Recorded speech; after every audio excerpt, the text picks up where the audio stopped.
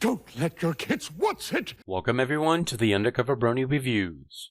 The episode reviewed today will be Bridlewoodstock, written by Jillian Barrow and Tony Fleeks. So Bridlewoodstock, the first piece of media for Make Your Mark Chapter 4, and it's... Yeah. I don't know, dude. I don't know about all that. But, once again, we bring Mr. Lusk back with us. And we also have Indigo Dream back with us as well. Hello, hello. So, The boys are back in town. yes. We're back. Guess who's back? Back again. The T-U-B. turkey's back. Back again. Tell a friend. I love this shirt so much. Anywho. This is a real baseball team, by the way. The Disco Turkeys. I mean, that's Isn't this the hilarious. best? That's absolutely Yeah. hilarious. Quick, someone find this turkey on the internet. Yes. Yeah. So, before we get started, let's see what you have in store for us. It's this. Is that what you were really going to ask me? Voodoo 'Cause that's Ranger hilarious. Fruit You Force. totally set me up. I thought it looked like Top Gun skeleton, and I Okay. figured we're gonna go to the danger zone by watching this episode today. It's a fruit punch IPA, and I gave him a little taste so he can try it.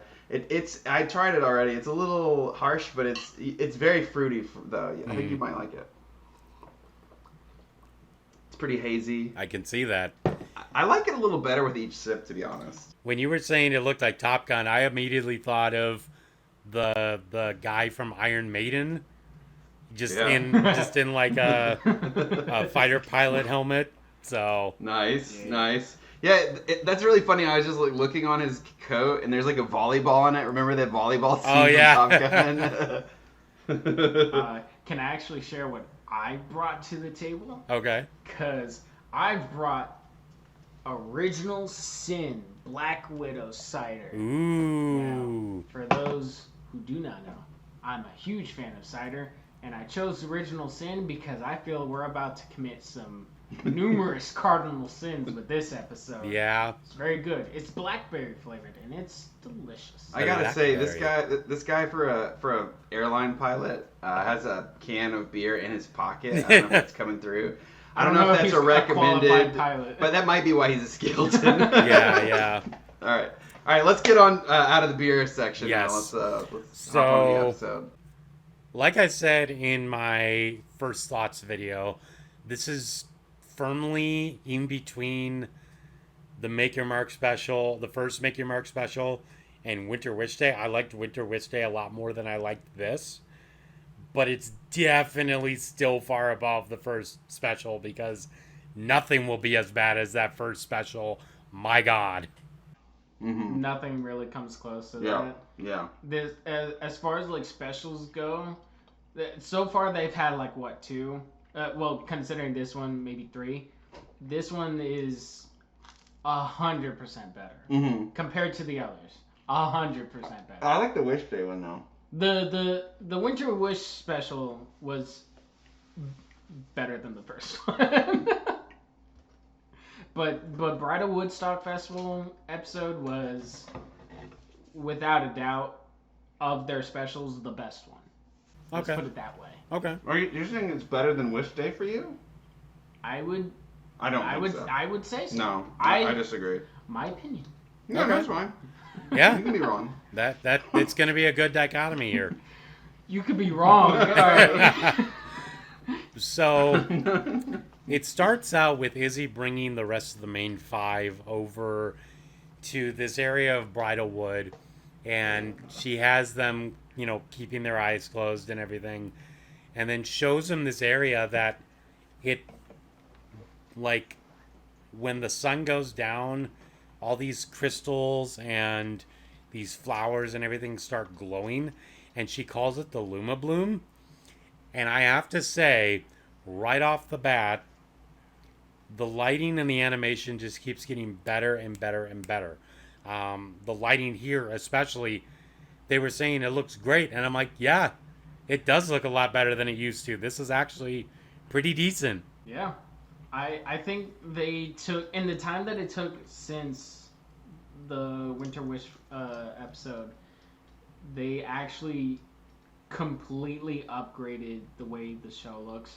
It looks a lot more fluid. Things look a lot prettier. It looks a lot smoother. It looks better. Mm-hmm. Honestly, 100%. I feel like if you were to put a side-by-side of each special, you would see that Bridlewoodstock just looks and somehow feels different than the others. Mm-hmm. They took their time to improve it. Mm-hmm. That's probably why it took so long. Well, the other thing I will say is it kind of reminds me, John, you were talking about during the first Make Your Mark special about like all this stuff with like you got this wood paneling and you got this stove top, and it's like you had the time to make this and you got it wrong. And I'm like, yeah, but here's the thing. They're actually building upon that and making stuff that's better. They've made their improvements. Mm-hmm. Yeah, definitely. So, I would hope so. Yeah, I would hope so as well. Yeah. So then you hear these voices from behind some bushes, and you know, Pip's talking about, hey, this would be a great place to host a music festival. And then as they're walking away, you hear some voices from behind some bushes. And I immediately thought that these were the Diamond Dogs from G4. That's oh, really? Exactly. Thank you. I didn't think that at all. Dude, okay. I did think it, like that the voice was hilarious though, and I was like, oh man, this is gonna be a great villain. I watched the episode late at night. I looked it the wrong way. I watched Bridlestock. So I binge watched every episode. It was 2 a.m. I was watching right there, just sitting down. I heard that voice and I shot up. Mm-hmm. Like, they did not put the Diamond Dogs in the new series. Mm-hmm. I freaked out. I honestly thought it was them for a second. Because during that point, no context whatsoever. Exactly. Like, we don't know who's talking. I thought it really was the Diamond Dogs. I was about to lose my shit. Yep. One thing I will say though about the voice though, and this is a spoiler for later the episode, I guess, but like, do they ever talk again? Yeah, a couple times. Yeah. Do they? Yeah. But they never talk when they're on screen though. I actually. They never talk. Yeah. I have a very specific note about that, where it's like they. So the Troggles can speak, but only like 2 lines in the entire episode. And when they're off camera. And then they spend the rest of the episode being absolute goblins. Yes. They say like 2 lines, and then every time we see them, they don't say a word, and they're just actual pieces of shit. So then it moves on to the next scene. You know, this is after the intro for the special or whatever. Nothing special, really, for this special. It goes back to the Bright House. And one thing I noticed is that Pip is wearing some glasses because she's trying to, you know, read and figure some things out. And I gotta say, she's trying to look smart. she's cute, but she's not nearly as cute as Rarity. Rarity looked a lot cuter with her glasses. I feel like you could put glasses on a lot of the ponies, and there's only a few that really stand out as far as like, that's a cute face. I like that face. Pip is not one of those faces. Yeah. Sometimes she is, but not in this instance. Also, not really. I know this is something that normally you would point out, John, but there's that Spike plush you were talking about from the G5 movie in the corner. I did notice that, but then I was like, I've already pointed it out once. I'm not gonna write it in my notes. I thought you were gonna say something else that I'm leading to here in a minute, but okay. We'll continue. Yep. I'll continue. I also have to say that I love what Izzy says here. I just dreamed that I crafted an entire sailboat out of tortilla chips. So that makes me wonder, does that mean you're gonna be sailing on top of salsa? I gotta wonder. We're gonna need a bigger boat. I've never had such a stronger spirit animal than Izzy. Yeah. Whereas like she really just woke up out of deep sleep, and the first thing that she says is, "I dreamt of making a sailboat out of nachos." Yep. It's like, this is exactly why she's the face of the new gen. Yeah. Because she's the thing that keeps the show alive. And she's the backbone of this of this new series, and exactly why everybody wants to stay. Mm-hmm. Anything that comes out of her mouth, for one reason or another, is just mint. She's the perfect character for those quippy one-liners. Like, she is perfect in that role. She's just so weird, and that's what's She's great. weird. That's what's She's great weird about as it, yeah. shit. But she's And I still love it. distinct and different from Pinkie Pie, which I like. Because she I might be a want spaz. them to meet. She might be a spaz, but at the very least, she's not like... See, Pinkie had like a deeper character. Izzy fits more of this role of like the hippie character. So it works out much better here. Yeah. So Yeah, there's a bit... I feel like this episode absolutely clarifies a lot of the personality differences between Izzy and Pinkie Pie. Whereas with Pinkie Pie, she's had her moments of like seriousness and whatever. Izzy can have moments of like, not seriousness, but she's not wacky. Mm-hmm. Anytime she's not having one of those moments, it's 100% over the roof. Mm-hmm. Whereas Pinkie Pie is like, it's time to calm down now. Izzy does not have that. Izzy absolutely refuses to be that person. And I love that between them. I loved Pinkie Pie for her outrageousness, but also her connectivity of a character. And then Izzy is an absolute nut job. And I love that. So Pip is talking to Izzy about all the things that she wants to do with this festival. Izzy starts going, it might not be a great thing. We may need to relocate because I've heard of this thing called the Troggles. Pip's just like, is that just some sort of unicorn superstition? And she's like, no, there's actually a poem to go along with it. And it's literally eyes of the monster, form of the pig, sing, laugh, or yell, step up on a twig.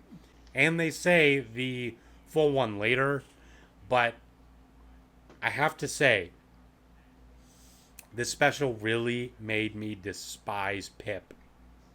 Like, I could not stand Pip in this episode because... Shocked. Maybe this is just me. I don't know. But the fact that Pip is not respecting Izzy's worries about the Troggles, it's not okay. You can't just hand wave that stuff away. And to be honest, it doesn't help that Izzy doesn't really have boundaries set up for that. But at the same time, Pip, you should just be more worried about your friend and being like, hey, maybe this isn't something we should do. Instead of, oh, pshaw, whatever. So one of the things that I really enjoyed about this episode is that it emphasized not only the differences, but the similarities between Izzy and Pinkie Pie. Whereas, so throughout the show of the new series, we've seen that Izzy is kind of like the loose cannon. She's wacky. A lot of things that she says make sense, but doesn't make sense. We see that a lot with Pinkie Pie. And in Gen 4, we got to see the Pinkie sense, the episode where we learned about the Pinkie sense, where Pinkie Pie has this inexplicable way of knowing when things are about to happen. That's a very Pinkie thing. And in the new series, we learned that the unicorns, for some reason, have this jinxies things where they're very superstitious about stuff. And I feel like that's somewhat of a relatable thing between Izzy and Pinkie Pie, where each character has something about them that other characters can't really understand or explain, but the characters themselves know full well the capability of having this thing for them. Yep. Pinkie Pie knew what the Pinkie sense meant. Izzy knows what the jinxies mean. And in each of those episodes, the characters around them, they don't really take it seriously. More specifically, Twilight with Pinkie Pie and her Pinkie sense, and everyone else with Izzy and her jinxies. So I think that's a neat little touch-up crossover thing that I guess we can call it, where with Izzy, no one understands really why the unicorns have their jinxies, especially Izzy. But it's a very real thing that we learn continuously. That if Izzy's having a jinxies moment, chances are it's a very real thing, and we should very much be aware of it. And no one, especially Pip, throughout this entire episode is like, you're just insane. I'm going to continue with my plan of having this music festival in your house. Yeah. Where you're warning me about something. I just don't give a shit. I was trying to decide, like, the way she reacted, like, this is getting ahead, but the way she reacted when they were, like, at the festival setting up, she acted like, wait, shit, you didn't tell me you believe this stuff or something. That's the vibe she was sending off, and I was like, what are you talking about? She's been pretty upfront about this the whole time. In this entire episode, we have the Izzy moments and the Pip moments where you put a pop star diva in the same room as a completely stoned out of her mind hipster. Two very conflicting personalities that for some reason are friends, and they just don't fully get each other, but they like each other. It's a very weird episode, but throughout the entirety, it's one of those things where it's like, Izzy's having a moment, we need to pay attention. So then it cuts out to the next day, and they're all getting breakfast. Pip just goes straight to main melody and starts getting more things done. But wait. Don't say it. No. Don't say it. While they're at the breakfast Don't table, say it. they clearly have 4 Grimace shakes on the table. Ah, shit. Because they're all celebrating Grimace's birthday. This is very clear. John's gonna cut to the footage, and he's gonna show them, and then they're like, "Why didn't you drink your smoothie?" It's like, "Cause I didn't want to die." Because I knew you were gonna say something about it. I did write a note about it. Grimace shakes for breakfast. Yeah. I wrote, they seem to have a table full of Grimace shakes. Yes. Also, the pancakes legit look pretty good. And the fact They did look very good. And the fact that Izzy just puts one in her mouth and keeps it there throughout the whole scene, super adorable. It was cute. Super adorable. Oh my god. Have I mentioned to you how much I love this bitch? Because I love this bitch. Yep. So Zip basically starts talking about how, they're kind of a big thing in Bridlewood, these music festivals, and Pip's always wanted to do one. And now that the opportunity is here, she's not going to let anything stop her. So we're going to make sure that, this is going to work out well for her. So they get over to main melody, and Pip is giving them the delegations for this. And the fact is, they're basically saying that Jazz and Rocky are going to be doing all the makeup and helping people get in the mood and stuff like that. Then you have Hitch and Sunny going to talk to one group, Zip going to talk to another group, and then Pip and Izzy going to talk to a third musician.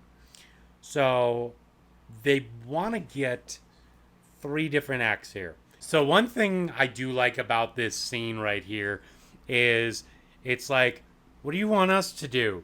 We're not a band yet. And I have to say, does that mean they're trying to set something up for the future? Because if it is, I'm all for it. But if it's not, whatever. It's gonna become the 1960s through 70s Hanna-Barbera shows where they're like solving mysteries, but also play band stuff, like the Jabberjaw or Josie and the Pussycats, or every fucking Hanna-Barbera show. I think they're just trying to emphasize that they want to make another Rainbow Rocks movie. Whereas instead of the G4cast, they are gonna defeat Opaline with the power of music. Yes.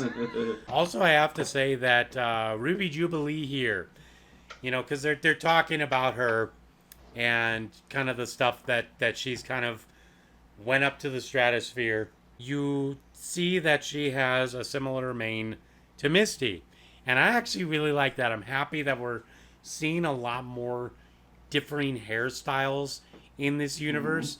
But There's a also, lot of diversity. what's interesting is that the voice actress for this character is named Sophia Wiley, and she has the same kind of hairstyle.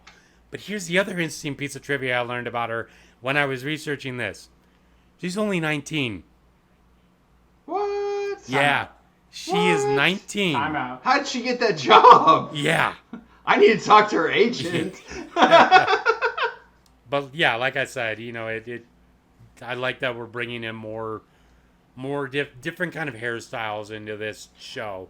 It's actually pretty cool that you mentioned the hairstyles, because I did take a mental note when watching these latest episodes where I don't know if anyone's actually noticed this. I'm sure several people have, but the way that they have actually like everything looks so different in this series. You know, we're able to see the exact details of these ponies' fur. Like they look fuzzy and whatever. There was I forgot which scene it was. It was when Izzy was on the screen. I believe it was at the very near the beginning of the episode where Izzy was speaking with Pip about how they're gonna produce this music festival, and whenever the screen was on Izzy, the light behind her would actually shine and show through her hair. Not only did they change a distinct range of the hair that they had these characters or have on these characters, there's a lot of diversity, which is fantastic, beautiful, but the depth and, you know, eye of detail that this show actually has, you can see every single strand of hair that these characters have, every bit of fuzz and fur that is on their bodies, whenever it's a close-up at least. It's fantastic, and I very much enjoyed it, where it's like, you know, I'm all for pastel colors and whatever, you know, it looks fine. But when you have a 3D type of model of a character that you're supposed to enjoy, to see the character and whatever, like, this is the depth of their hair, this is what their body looks like, this is what the hair looks like, it's cool. It's really neat, and I liked it. Well, one of the other things, I know I've said this before, but it bears repeating, is the fact that, you know, having this kind of hairstyle on there, and I know I said this mainly when it was Misty, but now we have another example of it. What I like is that this allows individuals of color that tend to have those similar hairstyles have characters they can latch onto because of that same kind of hairstyle. It's like, hey, this character looks similar to me with their mane. That's cool. Then here comes the turning point of the episode. Before any of them goes out, Pip says, Do whatever you have to do. Just get those bands to come to Bridlewoodstock! just saying, that'll bite you in the ass later. This is why you talk to each other. This is why you make sure that the other one knows exactly what's going on. So you don't have shit like this happening. Come on. Throughout this entire episode has been like the definition of failed communication. Yeah. Yep. Like, I thought of that too, yeah. Constantly just Which you guys are supposed to be friends. Yep. We'll get to this again later. But like this entire episode has been like an entire like you guys have phones. You could text each other this. Or speak it. Speak, talk. You were in a room together. You guys at one point. live together. This is one of those storytelling tropes that I find really annoying. And I don't like this part, shows or plots like this. This entire segment of the show kind of annoyed the shit out of me. But you have to think, like, this is designed at kids, and they need to learn a lesson like this, I guess. But I hate to see But it. here's the thing. Friendship is Magic never really had this. In addition to the fact that even though it was a show designed for kids, it still had a lot of very mature subject matters, a lot of very mature morals, and it was actually tolerable to watch. This is much harder to watch because they're doing this as like the basing it for the kids. I was thinking during it, I was like, man, it's been a long time since I've watched G4. Like, this is kind of a slog to get through, like, an episode like this for me. Like, and it might have been how long my day was, but it was kind of a slog to get through this episode. And I agree. I was like, I bet if I watched G4, I would be, like, much happier. I completely agree. I feel like with how advanced this show is supposed to be, they really dumbed down the advantage that these characters have. Where it's like, so they wanted to, obviously they're keeping the target audience towards kids. They don't want to make things too complicated to understand. I get that.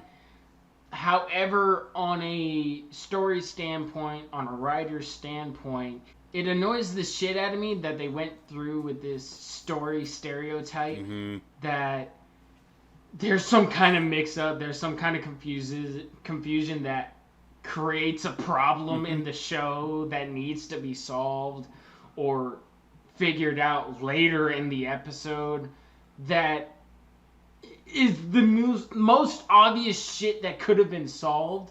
Yeah, I didn't write this down, but like I almost wrote down something to the effect of, it's like the gift of the Magi with no gifts. Like, it's stupid. It's just like we're all like solving the problem the same way, and then like fucking the problem. Like, all right. And see, here's the thing. G4 did do this a couple times. I will admit that. One example I can think of currently, because my wife and I are going through G4 again, is nice. is Games Ponies Play, when they left Miss Harshvani at the train station. So like, and they were, so like, they've done that before in G4.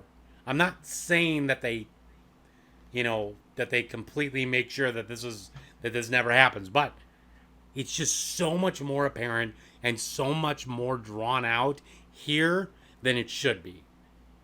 That's what makes it terrible. Considering that Gen 4, the whole point was that there was no immediate way to communicate with each other, unless you were like right there or next to each other. It's very obvious that in Gen 5 there's a plethora of ways of talking to each other. They're very adamant about emphasizing that these ponies have phones, that they can talk to each other, that they can call or text or whatever. Yeah. The whole stereotype of a story where there's a miscommunication going on or where information is not being passed on, that could completely obliviate the problem. With the group text thread. It is the most annoying fucking thing I've ever experienced in my life. Where it's like, all right, I get it. There's an episode that needs to be had. There's a story that needs to be made. There's a problem that needs to be created. But this is a problem that doesn't need to exist. You know what else I would add to that? This could have absolutely been a 22-minute episode, but it was 44 minutes. It could have been so much fucking shorter. I thought that, like, near the very end, I was like, hey, this, like, near the very end of the episode, I was like, hey, this episode's starting to finally interest me. And I was like, I bet if they'd cut out, like, 20 minutes, I would have liked it more. And I do, so this is, like, a very serious note that I had because of that. A very super serious note. No funny jokes allowed. Where it's like, they wanted to create a special, and specials are usually meant to be like a lot longer than a usual episode. So they kind of went the easy route for making a special for this series, where it's like, we're gonna go back to the whole, we're gonna create a problem that doesn't need to exist so we can extend the length of the episode to make it a special. A 44-minute episode because of a problem that could have been solved 2 minutes in. And I get it, you want to make a special episode. You want to make it something memorable and whatever. You want it to be worthy of being called a special. A special is usually a lot longer than an average episode. But it usually has more content. More content, more stuff to do, but the whole time it's like this special shouldn't be a special. I agree. This special should have been a regular episode, 22 minutes of what is in the now generation of like, I'm gonna call Sonny and be like, I just told these people this.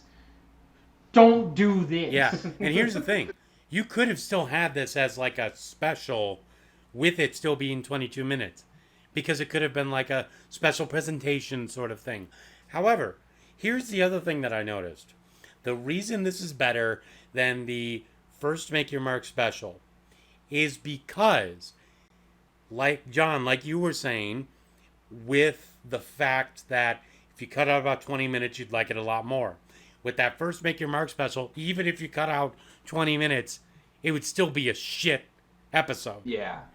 Absolutely. Yeah. Absolutely. Yeah. I'm not, despite everything that I just said, still better than all the other specials. No! The Winter Witch Day special is good. I And don't 45 know, man. minutes of that is fantastic. I'm just saying that Stuff happens. Despite the bullshit that happened in this episode, I still enjoyed it moderately.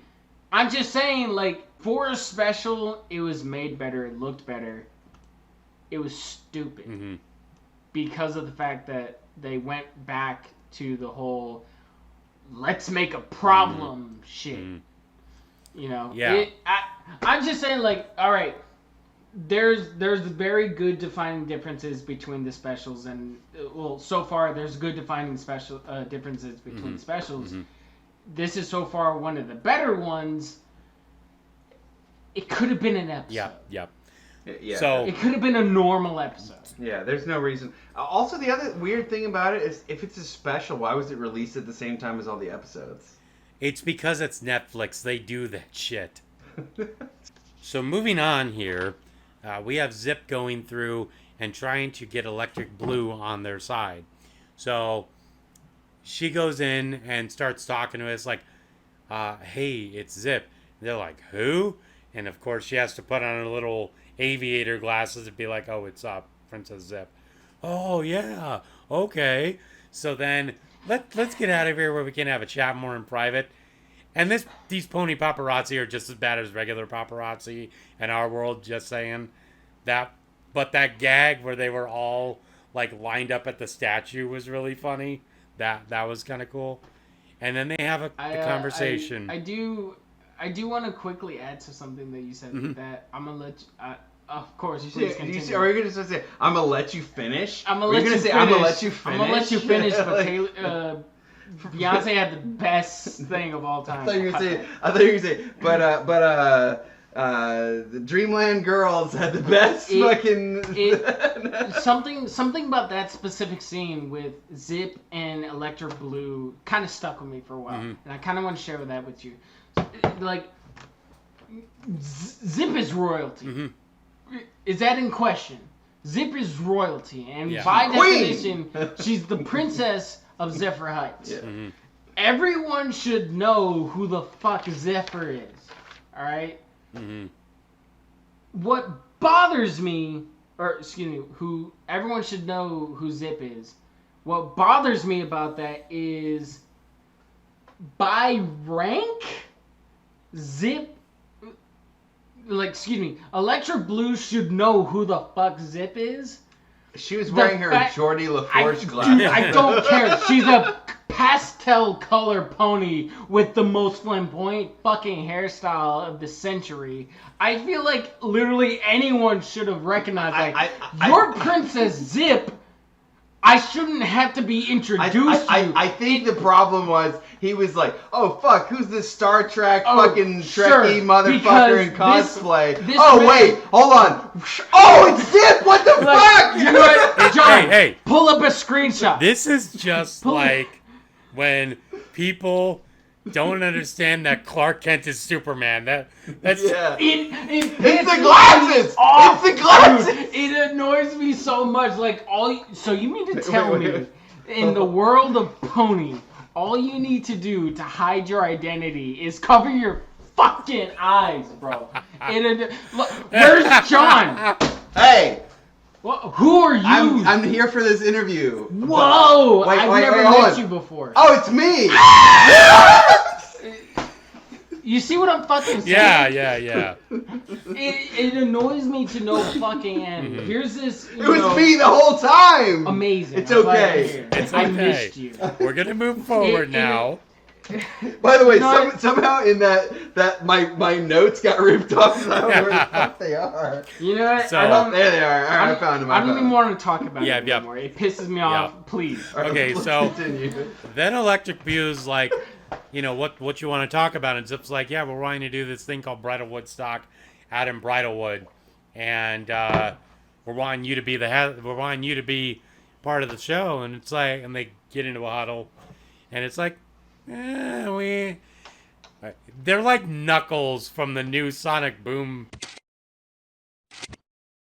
I don't know. Then she's like, you know what? Fuck it, you'll be the headliners. Let's do it. And they're like, why didn't you just lead with that, motherfucker? Of course they'll do it now. Then you're going to have Hitch and Sunny wanting to get these individuals that used to be like the original girl band back together for like a reunion sort of performance. And they call themselves the Dreamlanders. And I have to say, that case that they have, it's straight out of G1. Straight out of G1. Yeah, 100%. I thought that was pretty cool. Yeah, it was I feel like that's one of the few things that I really liked. I feel like they very much meant to do that, to be like, we're bringing back vintage to the new show, but the only thought in my mind that crosses whenever I see that is that 2 seconds so we're at this cafe or whatever the heck where Hitch, Sunny, and Grandma Figgy are waiting for Minty to show up. Minty is also a character from an original, Yes, one of the original yes. generations. Yeah, I don't know which one. Pretty sure that's the same Minty. It's gotta be. Like, the only thing that comes across my mind for the entirety of this 40-second interval of this scenario is that we're witnessing a G1 character. Old as shit, looks good Yeah. for an old character. Yeah. And like 2 seconds, she shows up. 2 seconds prior, we see a very old pony, Grandma Figgy, old as shit, sweet old lady. Yeah. Sweet old lady, bless her heart.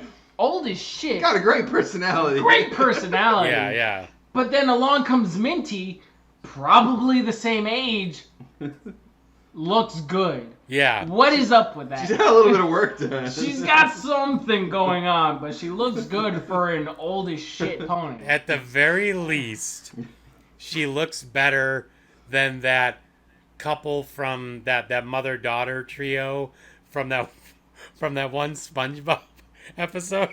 So, how long have you two ladies known each other? What? What did he say?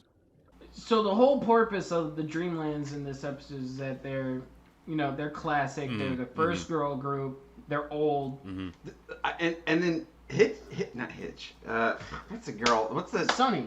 Thank you. Sunny has a line, and she's like, "You're the original." It's like Sun- so meta. Sunny is absolutely losing her mind seeing this. But it's she's so meta. She's us It's in so this moment. it's so meta. It's she's moment. Like, It's you're like- the originals. Like you're G1. You're like, G1. Like, people still care about you. We They like exist. you too. They don't just like us and the Twilight bitches. Like they like the real thing. Yeah, or yeah. whatever. Like I don't know. I've never watched it. I'm just saying. We like I my think that's- vintage. We like your vintage My Little Pony toys. I thought I this was the first part of the episode that I was excited about. Okay. Because yeah. it was so meta and because it was like they're embracing like their history, even though I never was into the G1 stuff or any of the stuff before G4. I saw like an episode or two in passing as a kid, but it was like Let's Yeah, watch it's like, something different. I don't care about Yeah, this. It's like, let's I'm- watch Turtles. I'm I want to a watch boy. Turtles. I want to watch Power Rangers. Yeah. Or whatever. Yeah.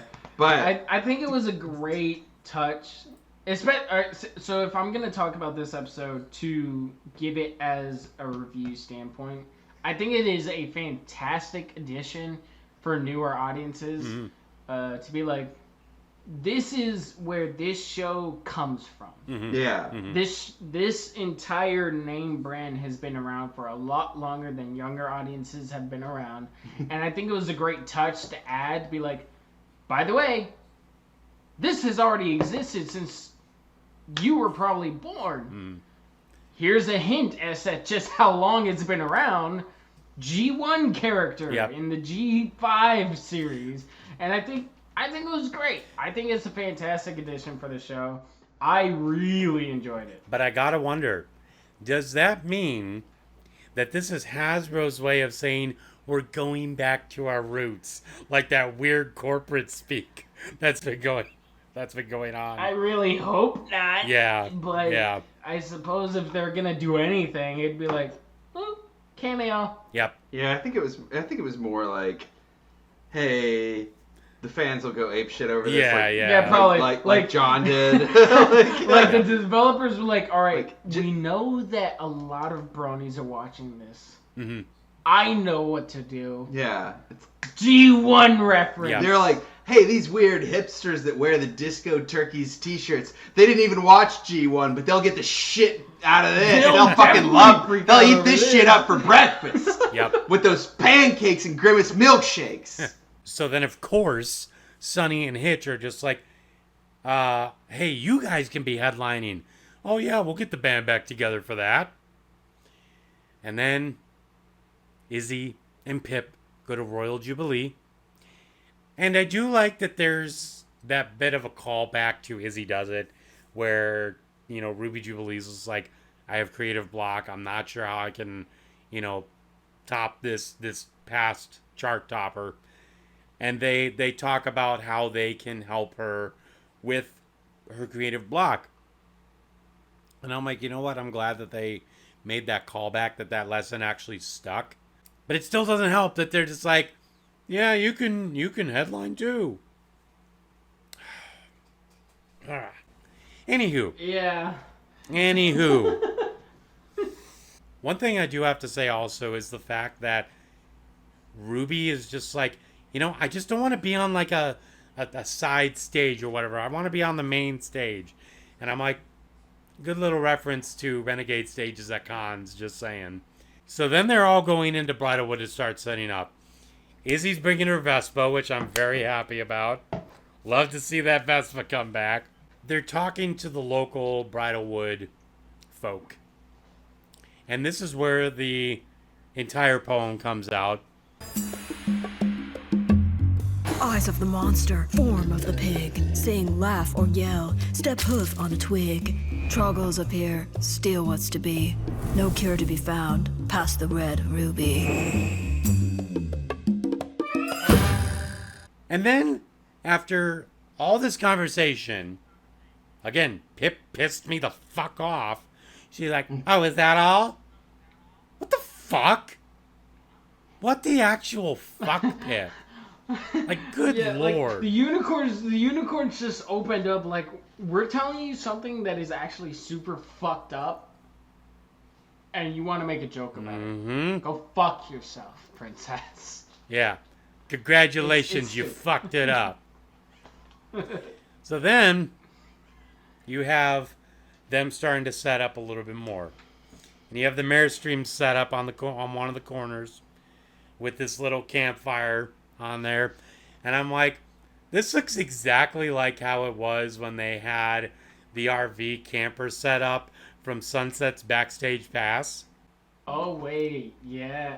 Like the same exact setup. I forgot about I've been talking a lot of smack so far, but I'm going to add a personal funny note real fast.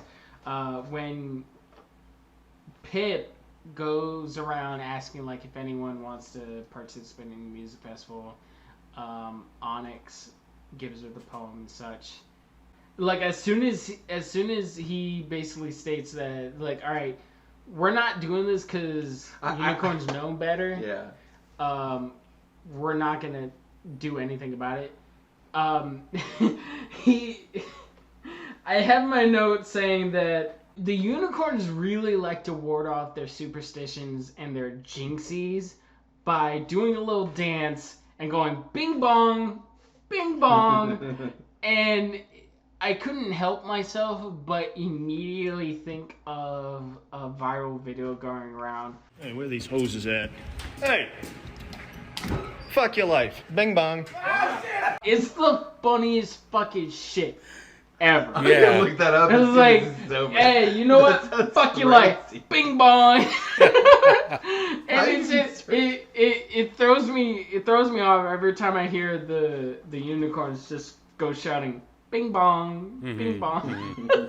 So just think of that. So then Izzy is all just trying to be like, oh yeah, there's nothing to worry about. I just have to roast this marshmallow and I'll be fine. And I'm like, look, Izzy, I understand you're trying to spare Pip's feelings on this. But girl, you gotta set up some boundaries. You really have to be like, hey, this shit stops now. Come on now. So Sunny's like, hey, I gotta roll her back over to Maritime Bay because the Dreamlands are gonna be doing a practice set at Main Melody, so we're gonna go over there. And she gets over there, and there's a line here that I really like where Minty's just like, Bluebell thinks we should try and update our sound to appeal to a younger audience. But that's not so easy. and I'm thinking to myself, that means you'll just be sellouts at that point. Come on. That's not gonna help Damn. you. Yeah, just saying. Do you think they care at that late stage in their career? They want that money. That's what that's all about. That's what that last like 20 or 30 years. We're getting metaphysical in this bitch. Yeah, we're getting meta up in this bitch. They're like, hey, motherfuckers, like, book us at the Epcot Garden and Flower Festival. Like that's where we are at our career. Book us at Busch Gardens.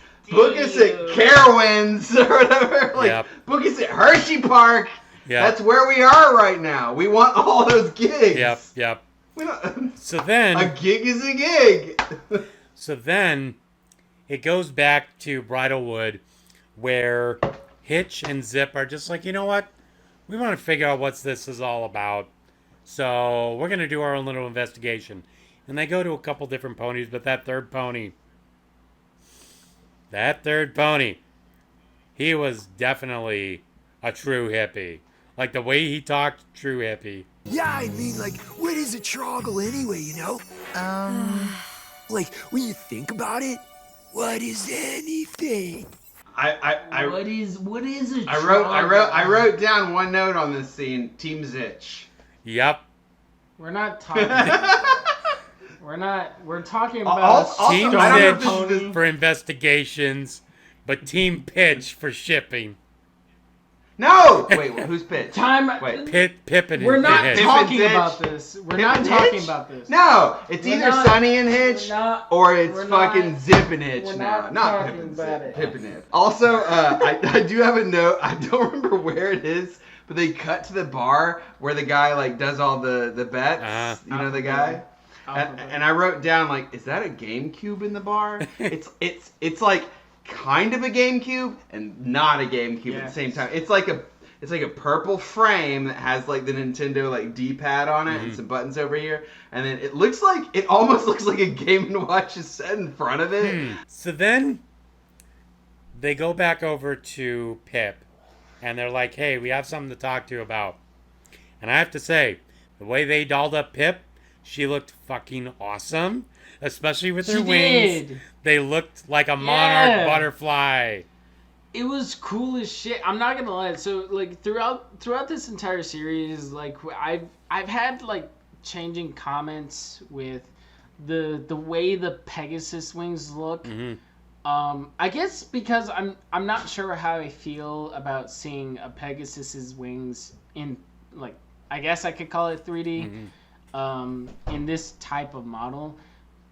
However, they looked awesome as shit. I do have like some slight concerns because you know, they looked fantastic. I'm not gonna lie, it was beautiful as shit. But I guess I was so used to seeing, you know, 2D pastel colored wings and the way that they look, that the fact that I had to put myself in the real world for a second, like, this is a horse with wings. Wings usually have feathers, but these ponies seem to have fuzz on them rather than hair. These wings have fuzz on them. I thought of moth wings. Okay. I love moths. I'll openly state it. I really like moths. Fuck you. I don't like butterflies or moths at all. I really like or moths. slugs. I think moths or snails. I think moths are cute as shit. Uh-huh. You know, for whoever cares. Whenever Pip is on screen, we're very adamantly prone to seeing her wings for some reason. Every time Pip is on the screen, there's a very strong chance that you're getting a very good shot of her wings and stuff. She loves to sing. She likes to float in the air. She likes to do all her aerial dances. We love looking at her wings and whatever. In this episode, the way that they made her, you know, stand out and whatever, they looked cool. They looked cool as shit, and it made me, like, turn a leaf on, like, these models do not look bad. These models do not look bad. They actually look good. It's the story in which these models are in that really kind of makes you question whether you like the show or not. Yeah, it really does come down to the writing aspect because, you know, like I know we'll say this, you know, moving forward because this does get a lot better. However, it is really at this point about the writing, you know, because the story they're in, not great, but the animation, the way that their movements are right now, they're getting a lot better. They're actually pleasing to look at. One thing I also have to mention, and I know this is the first time we're talking about the fucking Abomination this time around, but I was hoping we would get through this entire review without talking about him. I have something in my notes to say about him. I don't know where we are. This is the only thing I'm going to say about Sparky. Okay. He picks up a gem and he licks his lips. So I gotta wonder, does that mean that gem eating is still a thing for dragons in this time? Oh, it's gotta be. Why would they change that? I mean, it was very explicitly stated in Gen 4 that dragons love gems. So I would imagine even in this new series, it's still a dragon. It's gotta love gems. It's gotta eat something. It actually makes me wonder, like, what the fuck does Hitch feed him? Considering that Hitch is Sparky's dad, what exactly does he feed the dragon that satisfies him or whatever? Like, how much parenting does Hitch have to do to be like, Sparky's not hungry no more? Didn't he eat pizza or something in an episode? Or I think so. Grilled cheese sandwich or something like that. Nothing for all I care. We don't care about Sparky in this channel. Yeah, we have at least not yet. So we're gonna one up our normal beer reviews at this moment because normally we just open a can and pour it into a glass. But today we have a mini keg that we're gonna pour into this glass. We're gonna pull up this lever for me here. You wanna pull up this lever for me here? We got a mini keg. We've upped our game.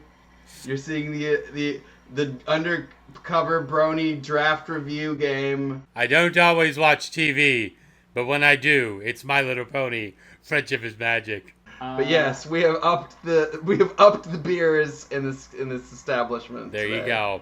So one thing that I'm going to mention here, mainly because we just talk about the bad writing currently, is the fact that, you know, this tends to be a problem with the entirety of G5. They tend to repeat things way more often than they should. It's like one character will say something, then the next character will say the exact same thing, then the character after that will say the exact same thing, and it's just over and over and over, repeating. I don't like that too much. Yeah, because I do feel like sometimes in this show that's been a thing. For sure. Where, like, I mean, I feel like a lot of media is kind of guilty of that, Mhm. where it's like, you know, we've set this character archetype, and that's what works for this. So like we keep falling into the trap of like making these characters act like that, even though we want them to grow. But it's like, I don't know. Yeah, I totally get that though. It did really feel this episode was very cyclical. And I think that was another reason I couldn't get into it. But it is what it is. So then they're just like, well, we can't get a hold of Pip right now. Let's go kind of look around and stuff. And Hitch is just like, let's go see what's going on at Izzy's flower booth. And they both get dolled up. And I have to say, both of them, even Sparky, look pretty dope here. They look like they're about to go to Burning Man. Yeah. Or like Coachella or something. They look like they're about to go drop some ecstasy and dance until their phones call 911 because their Apple, like, did you read about that, by the way? Yeah, the crash Apparently detection. at Bonnaroo, the crash detection went off so bad that, like, all the phones were going off because people were dancing so hard. And they're like, oh, these people have been in an accident. And so they sent out like a push notification to all the people at the festival that were like, turn off your crash notifications. Yeah. You're at Bonnaroo or whatever. Yeah. It was like flooding the 911 though. But yeah, they're going to go to fucking rave. They're going to fucking drop ecstasy, put a glow stick in their mouth, and then just I honestly really like that part. I'm glad I actually joined in back on this part. This is a good part. I did have a mental note about that, where it's like, it kind of adds a sort of world aspect to these characters. It was like, all right, these characters are obviously going to a party.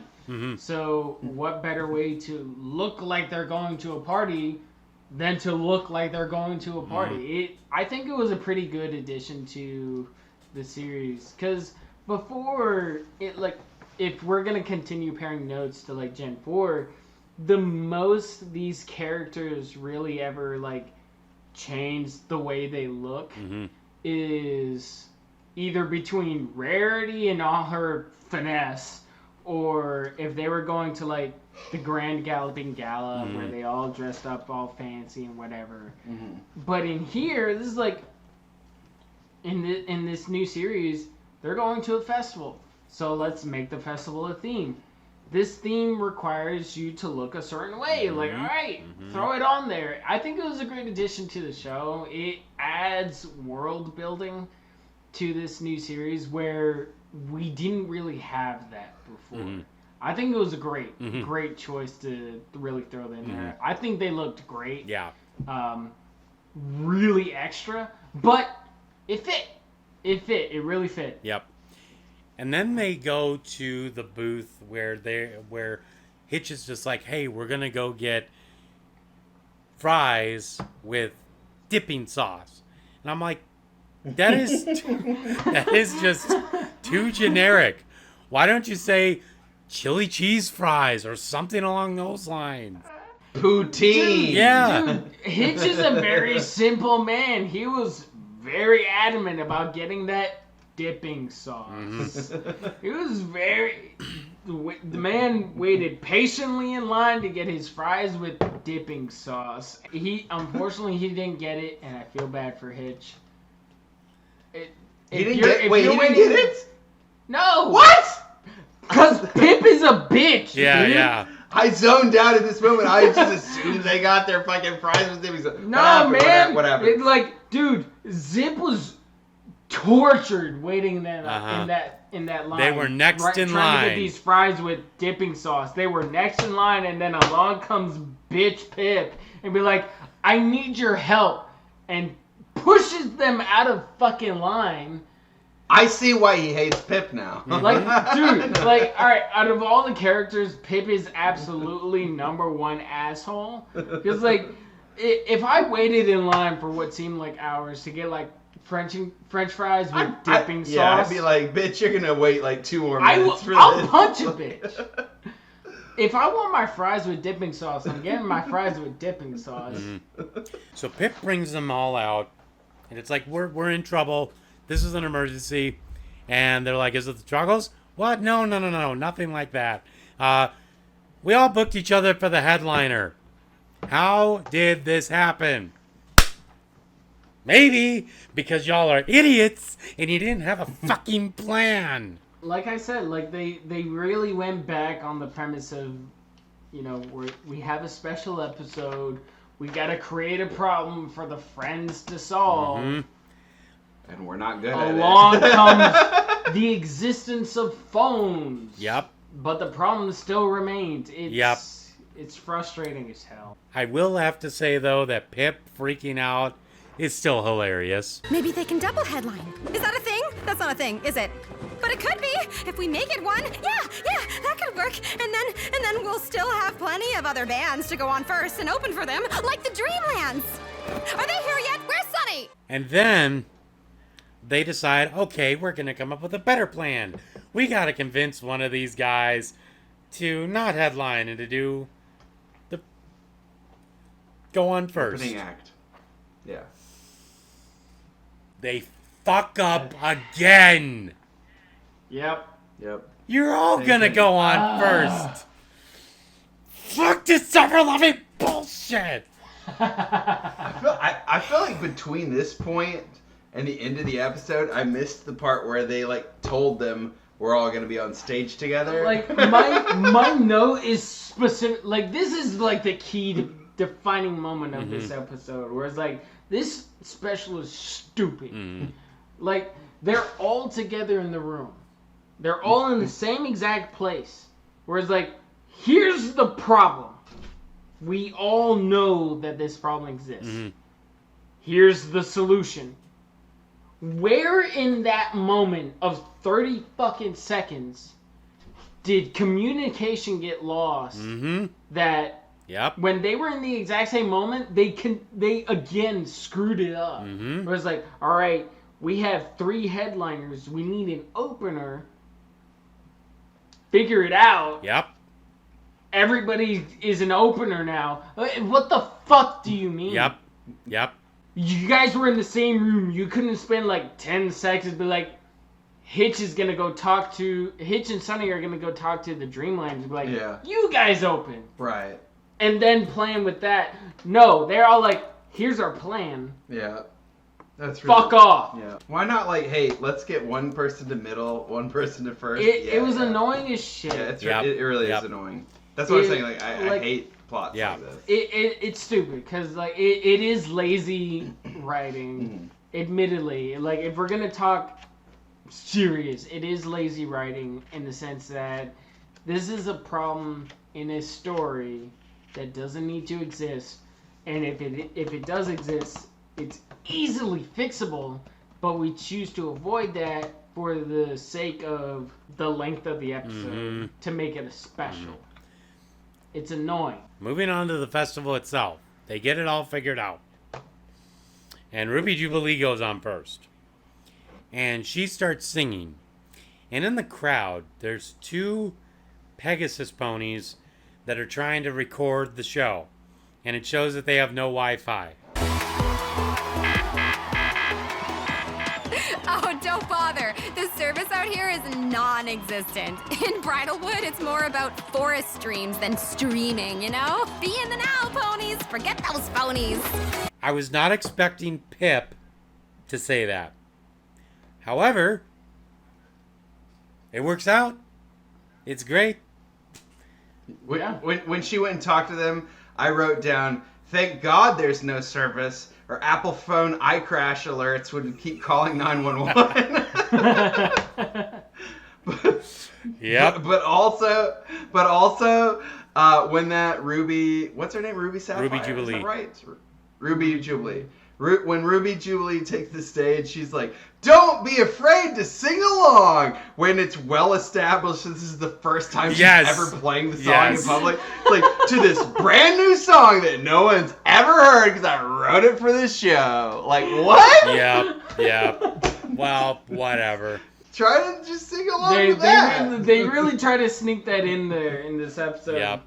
The whole point of having Ruby Jubilee is like, I can't make up a song. Makes up a brand new song no one's ever heard before. Sing along. The fuck you mean? Yeah, look at the bottom of the screen. We'll have that bouncy. The bouncing ball. Yes. The sing-along Yeah, the track. sing-along bouncy ball. Yeah. Go fuck yourself, Ruby Jubilee. So then finally we have the climax where the Troggles finally show up. And they're these little ghost things. And they start stealing... They start out with Ruby Jubilee's voice. They steal her fucking voice. Did they go to Ursula's school of stealing voices? Yeah. I was thinking of this too. But I will say though, like, before they steal her voice and they're just showing up and like coming closer or whatever, I was like, when Stitch is the only one paying attention, you know it's not good. Like, he's the only one privy to what's happening, you know it's not good. It's like everybody's just like, and he's like, wait, what the fuck is that thing? Or whatever. When Like, the baby that no one likes is trying to warn you about something, It's the you problem. know Fucked shit's up. fucked. yeah. I actually, my note went exactly in this scene. Episode actually takes a very dark turn. It becomes too spooky for me when the Troggles start stealing voices. Yeah, too spooky 5 me. What the fuck? I did write Troggles are surprisingly creepy. Yeah. Like the because they have happy faces. They're like, yeah, I'm gonna fucking steal your fucking voice, man, or whatever. Like, no, they're fucking creepy because they look cute, and you're like, oh, these are gonna be hilarious. Nope, they're fucking creepy because they're dead-eyed. You know what I mean? Like, they're fucking dead-eyed. It's actually, like, when you think about it as a story standpoint, it's actually really fucked up because, you know, My Little Pony in its entirety, from Gen 1 to present, is about singing songs, pleasant voices, enjoyable music, and along comes these Troggles in this new gen's like, you don't get to do that anymore, yoink. It's like, whoa. Yeah. It actually did kind of make a completely 180 turn for me when the Troggles actually started doing it. I thought they were just gonna like tip over a light or something. Yeah. They were gonna like, I'm gonna move this so you can't have that there. No, they steal people's fucking voices. I wasn't expecting that, and it. But like, what do they do with them? Because they don't speak. It bothered me. They don't sing or they don't speak after they steal the voices. So why are they stealing the voices? Like, I thought they were gonna steal the voice and be like, "Ha! I got your fucking voice now, bitch." I got they were your just voice. like, "No, I got your voice." Yeah. Yeah. I got you. Well, yoink, I will say, it actually scared me. what I found was interesting is that Izzy decides, because she still has her voice at this point, decides to repeat the poem. Eyes of the monster, form of the pig, sing, laugh, or yell, step, hop on a twig. Troggles appear, steal what's to be, no cure to be found past the red ruby. Izzy, we don't have time for poems right now.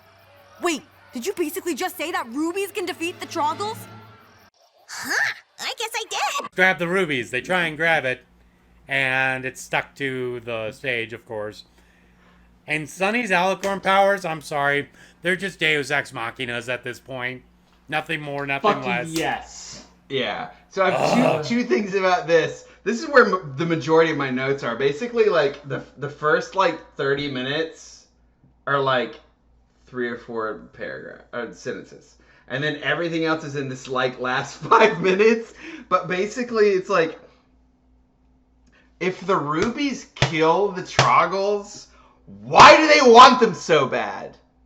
Because they're like, oh, yes, the fucking ruby! And they're like, I'm like, it's like they are the suicidal Lumos from the Mario movie. The only hope is the sweet relief of death. Give me the rubies! Yeah. Or whatever, like, what the fuck is happening? Yeah. And then they're like, we attach these rubies to the stage too hard. What did we use? And I was like, we used the power of Flex Seal. I'm like it's fucking stuck to the stage. You can't get that off. That's fucking Flex Seal. It's impenetrable force. Hi, Phil Swift here for Flex Tape, the super strong waterproof tape.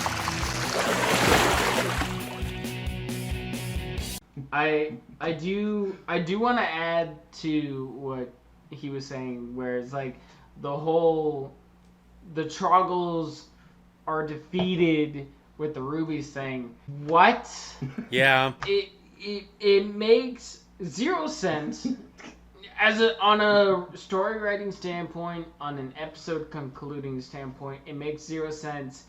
It doesn't add up with anything that the episode has, or anything that we know so far to the Troggles.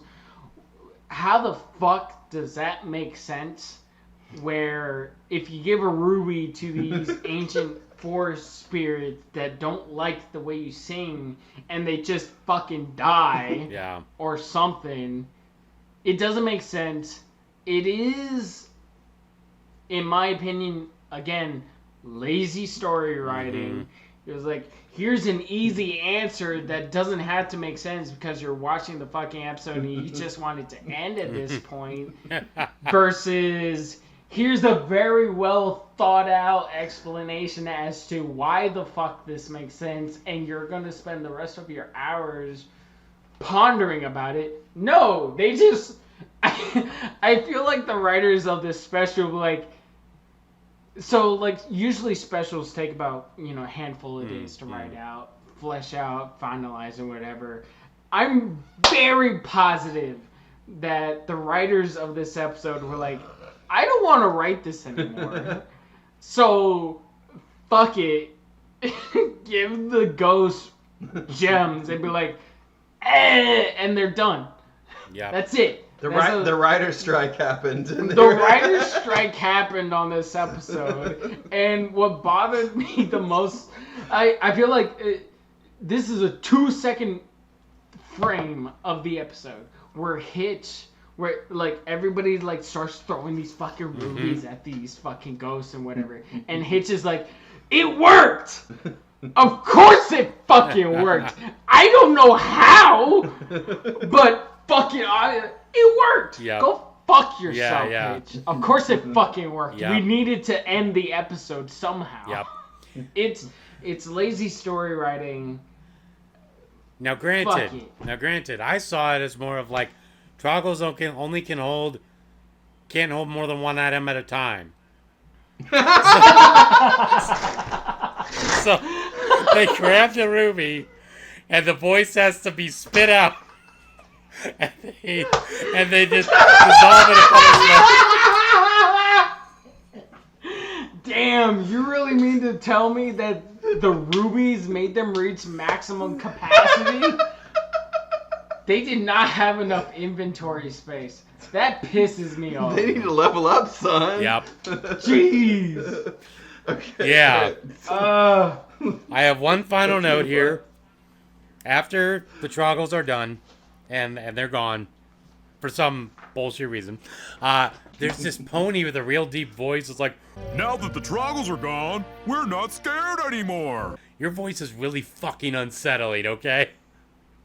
he said that, and he was like, he said something. He said, I didn't write it down, but he said something like, "We've never seen anything like this before." Yeah. And then I was like, "Yeah, we've never seen a suicide pact of ghosts or whatever." Like, what the fuck? Like, what the fuck is a mass suicide? Like we've never seen ghosts commit a mass suicide by eating gemstones. Yeah. I think like this episode, like.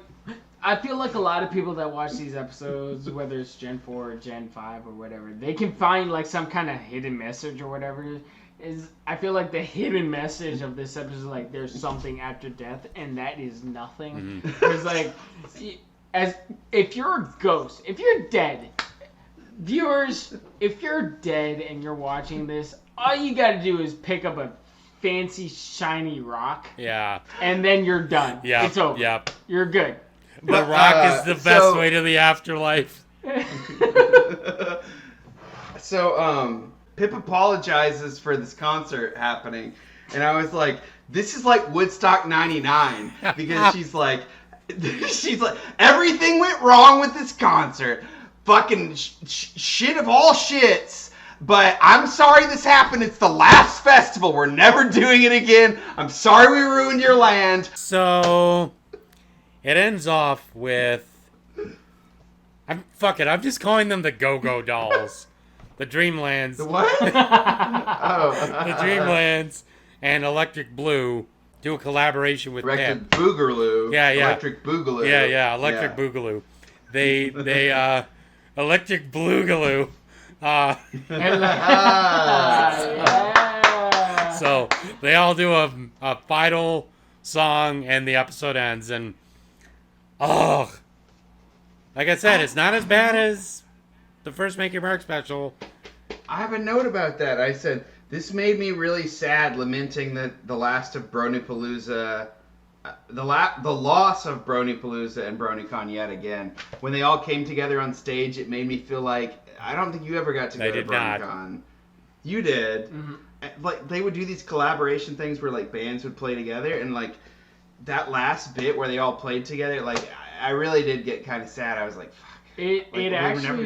That whole final musical segment, I think, is the stepping stone to the turning point that this series is making. I don't know what he's talking about. I actually really enjoyed that musical.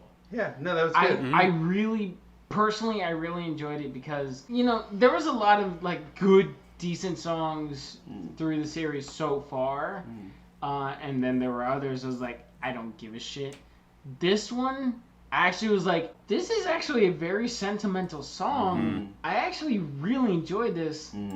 Wait a minute. This song is making me feel something. Throughout the entire series, none of the songs has made me done that before.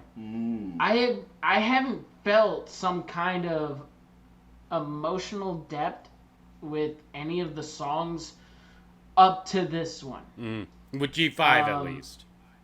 With G5. Yeah. With G5. So, like, we've had a couple of, thrown out songs, 20-second songs, a full segment song here and there. None of them have done to me what Bridlewoodstock's final song has done. Whereas, like, wait a minute. I really enjoyed this. I'm getting something here. We're receiving something that has happened in real life numerous times, where we're receiving a collaboration of different bands of different generations to create a song that has a meaningful message.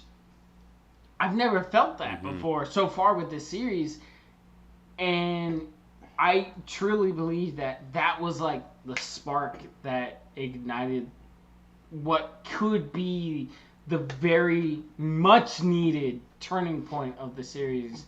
Because, like I said, so far, I don't really care, but I care of the series. This musical made me think, like, wait a minute, I'm going to be thinking about this song for a while now. I'm going to be feeling this song for a while now. I'm going to be singing this song at work or some shit. It actually stuck with me. And so far, that has not happened in this show. Yep. And it was pleasant. Yep. I enjoyed it. So, as with all of this, how would we rate it? I'm going last. I would say probably a solid 6 out of 10. Not, like I said, firmly in the middle. As an episode or as a special? As both. For both? Yes. Damn.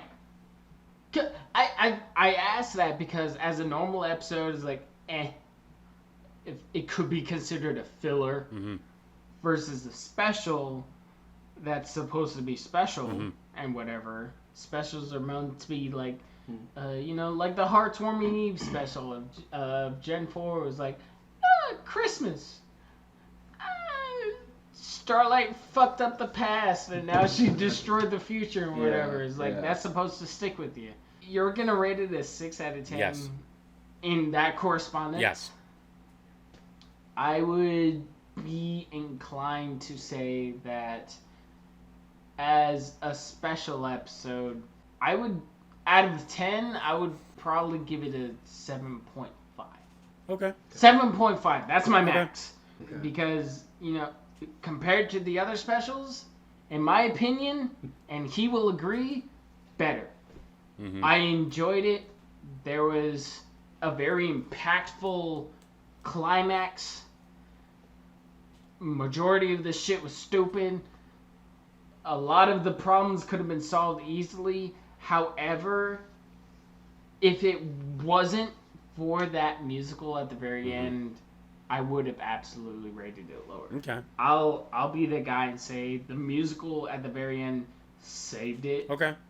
Along with many of the Izzy moments. Okay.